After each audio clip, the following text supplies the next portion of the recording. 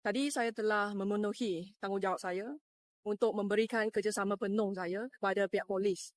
Dan baru saja kami mendapati bahawa bukan sahaja satu video yang disiasat, tetapi dua video berkenaan dengan topik yang sama dibuat laporan polis. Walau bagaimanapun, saya tetaplah memberikan kerjasama sebanyak mana yang boleh. Saya juga ingin menegaskan kat sini, ini bukan satu isu politik. Ini bukan isu siapa kerajaan, siapa pembangkang, tetapi ini adalah satu isu kebangsaan, satu isu kepentingan awam yang melibatkan semua orang. Kerana hari ini bukan sahaja MCA ke MIC, UMNO, PKR, DAP, ini bukan isu tu.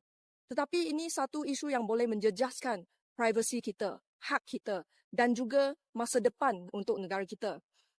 Saya sekali lagi, saya meminta rakyat Malaysia mendoakan perjuangan kami kerana kami sedang mempertahankan hak-hak kita sebagai rakyat Malaysia seperti mana yang termaktub dalam Perlembagaan Persekutuan, di mana kita mempunyai kebebasan untuk bersara dan kita memang ada kebebasan dan hak untuk tahu apa yang sedang berlaku dan apa yang bakal berlaku kepada kita sebagai kerajaan yang bertanggungjawab, profesional, hemah.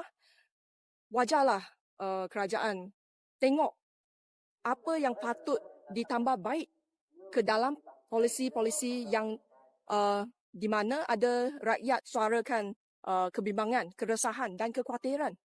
Jangan bazir masa untuk memikir macam mana nak menekan dan menyekat suara rakyat.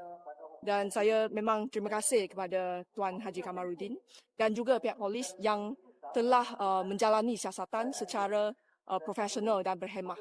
Terima kasih.